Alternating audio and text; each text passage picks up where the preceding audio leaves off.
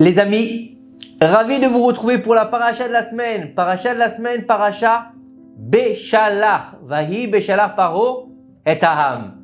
C'est la paracha de la sortie d'Égypte et c'est la paracha, bien sûr, de la traversée de la mer par les enfants d'Israël. Et il faut savoir que le sujet central de la paracha Beshalach, c'est le miracle du partage de la mer des joncs, bien sûr. Selon les paroles de nos sages, lorsque les enfants d'Israël se sont retrouvés devant la mer après être sortis d'Égypte, la mer Rouge faisait rage, les hautes vagues s'écrasaient furieusement contre le rivage. Comme il est écrit, Hachem fit reculer la mer toute la nuit par un vent d'est tumultueux. Il faut savoir qu'aucune personne avec du bon sens n'aurait osé mettre le pied dans l'eau, car c'était dangereux. C'est la raison pour laquelle Hachem ordonna à Moshe: ordonne aux enfants d'Israël de se mettre en marche, car toutes les personnes étaient terrifiées à l'idée de rentrer dans la mer. Bah oui, comme vous voulez qu'un peuple qui vient de sortir d'Égypte, qui est esclave pendant plus de 200 ans, qui a peur de ses bourreaux, n'ait pas peur d'une mer déchaînée. Allez savoir s'ils savaient nager. Et il faut savoir que tout le monde avait peur. Il n'y avait pas de volontaire, sauf une seule personne, une seule âme volontaire qui avait la force de rentrer dans la mer. C'était Narshon ben Aminadav, de la tribu de Yehuda. Pourquoi? Il avait entendu l'ordonnance d'Hachem d'avancer de la bouche de Moshe, son serviteur. Sans hésiter, quand il a entendu ça, Narshon, il a sauté dans la mer. Avec détermination. Afin de réaliser quoi? L'injonction divine. Dieu, il a dit, on fait, on pense pas, on y va. Il a fait preuve d'une messirut nefesh extraordinaire. Et il faut savoir qu'il a atteint, il est rentré dans la mer jusqu'à ce que l'eau atteigne ses narines. Alors, quand il allait presque se noyer, il a crié vers Akadosh Baruch Hu. Il a dit: sauve-moi de grâce Hachem, car l'eau a atteint mon âme, ad nafesh. Pourquoi? Parce qu'il va se noyer, l'âme, il va perdre son âme. Il va mourir dans les flots de la mer tumultueuse. Et à ce moment-là, Hachem, il écouta, et la mer se sépara, se transformant en terre sèche. La question qu'on peut se poser ici, que pose le Rav Yoram Zichron Livracha, il nous dit que qu'est-ce qui a pu motiver Narshon ben Aminadav à rentrer dans la mer déchaînée sans aucune peur? Comment est-ce qu'il a pu, lui, sauter dans la mer? On a un peuple entier, des milliers de personnes, des hommes forts, des hommes robustes. Non, Narshon, il saute tout seul. Le Rabbi de Lubavitch, Zichron Livracha, il explique que Narshon ben Aminadav, il a été ému en fait par le premier discours que Moshe Rabbeinu a fait en public devant les Hébreux. Le premier message que Moshe a partagé avec les esclaves hébreux qui servaient en Égypte, c'était les paroles que Hachem lui avait dit au buisson ardent. Quand tu auras fait sortir ce peuple d'Égypte, vous adorez Hachem sur cette montagne même. On parle de quelle montagne? On parle du Har Sinaï. C'est-à-dire que Dieu lui dit à Moshe, après que tu aies fait sortir le peuple d'Israël d'Égypte, vous viendrez au mont Sinaï pour recevoir la Torah. Et ce message-là, Moshe Rabbeinu l'a transmis au peuple d'Israël dès leur première rencontre, alors qu'ils étaient encore esclaves chez Pharaon. Narshon ben Aminadav, il a entendu cela. Et il a compris en fait que Hachem leur avait promis de leur donner la Torah sur le mont Sinaï. Après, bien sûr, les avoir libérés de l'esclavage. Donc, si Hachem a dit à Moshe, tu vas me faire sortir le peuple et tu vas les amener dans la montagne, d'accord? C'est-à-dire qu'il ne doit rien avoir qui va empêcher d'arriver à cette destination. C'est-à-dire que lorsqu'il est arrivé devant la mer, il en arrive à la conclusion qu'en fait, cette mer-là, c'était que le fruit de son imagination. Si Hachem nous a ordonné, bien sûr par Moshe Rabbeinu, d'avancer et de continuer jusqu'au mont Sinaï pour recevoir la Torah, tout cela n'est qu'une illusion pour nous empêcher d'atteindre le but que Akadosh Baruch Hu nous a demandé. Et en fait, Narshon, il était tout simplement persuadé dans sa émoula profonde, dans sa foi, que Akadosh Baruch Hu, il lui a demandé d'avancer, il lui a demandé d'aller au mont Sinaï. Donc tout va s'annuler devant Akadosh Baruch Hu. C'est-à-dire que la mer qui est tumultueuse, elle va s'annuler devant la volonté d'Akadosh Baruch Hu pour que le peuple puisse arriver au mont Sinaï. Et c'est en rentrant dans la mer qu'il a réalisé cet acte qui paraît insensé. Il a ressenti au plus profond de lui, en fait, quoi? L'adage. Le monde entier s'annule devant la volonté d'Hachem. Ça veut dire quoi? Ça veut dire que rien ne peut résister à ce que Akadosh Baruch Hu y décide. Et nous devons apprendre de la conduite de Nachshon ben Aminadav que rien au monde ne peut nous empêcher d'accomplir la volonté d'Akadosh Baruch Hu.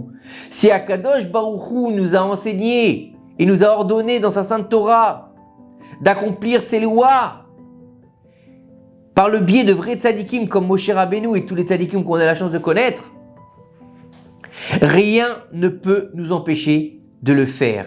Là, simplement, on doit avoir la volonté de le faire. Hachem a créé le monde et la création elle-même n'a pas la capacité d'annuler la volonté d'Akadosh Baruch Hu. Elle doit réaliser la volonté de Dieu puisque c'est Dieu qui a créé le monde.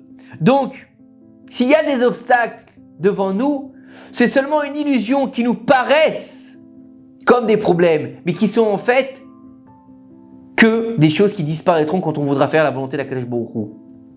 C'est aussi le message qu'Hachem va vous faire passer à Moshe Rabbeinu au moment de la révélation au buisson ardent. Quand Hachem chargea Moshe d'affronter Pharaon pour lui demander de libérer le peuple juif, Moshe il s'est plaint, il a dit à Akadosh Baruch Hu de grâce, Akadosh Baruch Hu, je suis pas capable de parler, ni depuis hier, ni depuis avant-hier. Ton serviteur, il a la bouche lourde et embarrassée, parce que je suis bègue, il lui a dit à Akadosh Baruch Hu, il lui dit, comment est-ce que tu veux que j'aille parler à Pharaon? Tu m'envoies parler à Pharaon, alors que je suis bègue. Mais c'est impossible. Un bègue, il n'est pas un homme de parole. Et toi, tu me donnes d'aller parler pour libérer un peuple entier. C'est impossible. Et Hachem, il lui a dit, en le réprimandant, qui a donné une bouche à l'homme?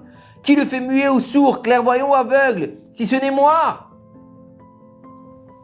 C'est moi le créateur, le tout-puissant. Je décide qui aura la faculté de parler ou non. Si je te demande d'aller voir Pharaon, comment tu peux penser que tu ne seras pas capable de lui parler à cause d'un trouble de langage? C'est pas possible. Alors il faut que tu saches, Moshe, que quand tu arriveras devant Pharaon, tu n'auras plus de problème de langage, parce que c'est moi qui parlerai dans ta bouche.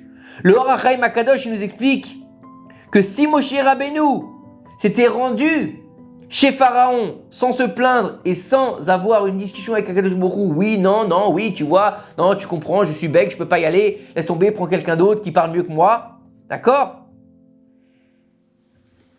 Hachem lui aurait enlevé et guéri son trouble de la parole.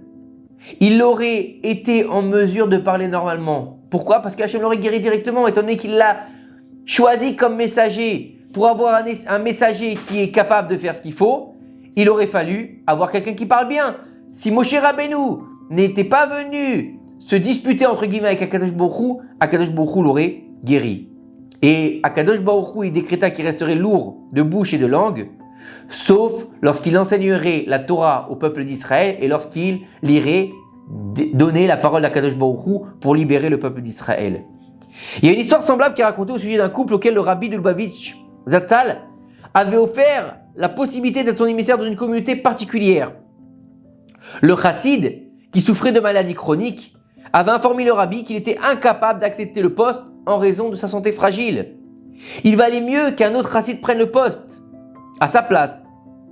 Le rabbi lui dit, je pensais que vous demanderiez une bénédiction pour un prompt rétablissement et la meilleure santé possible afin de pouvoir accepter ce poste avec joie et bonheur. Au lieu de cela, vous demandez à rester malade pour ne pas pouvoir prendre sur vous cette mission.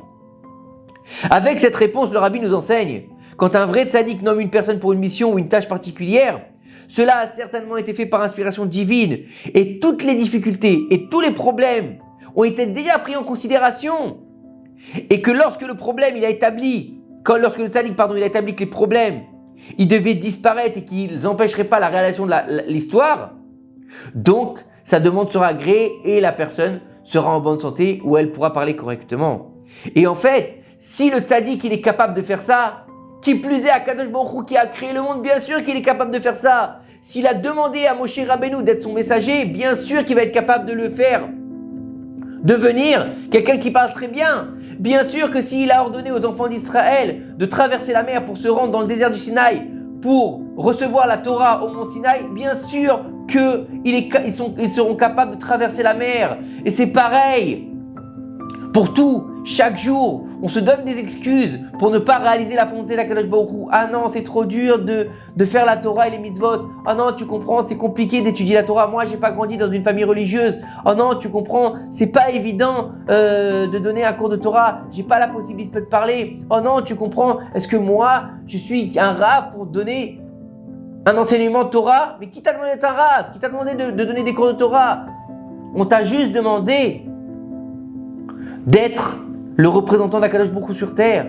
Et nos sages nous disent Ta'aser retzono ya'aser retzoncha. Fais sa volonté et il fera ta volonté. Et lorsque tu vas vouloir faire sa volonté, même si les plus grands obstacles se dressent devant toi, eh bien qu'est-ce qui va se passer? Akadosh Baruch Hu va annuler tous les problèmes qui se passent autour pour que tu puisses faire sa volonté. Que ces quelques paroles de Torah nous aident à rapprocher la venue du Mashiach. Bimera Be'avnu. Amen. Shabbat, Shalom ou Mevorach.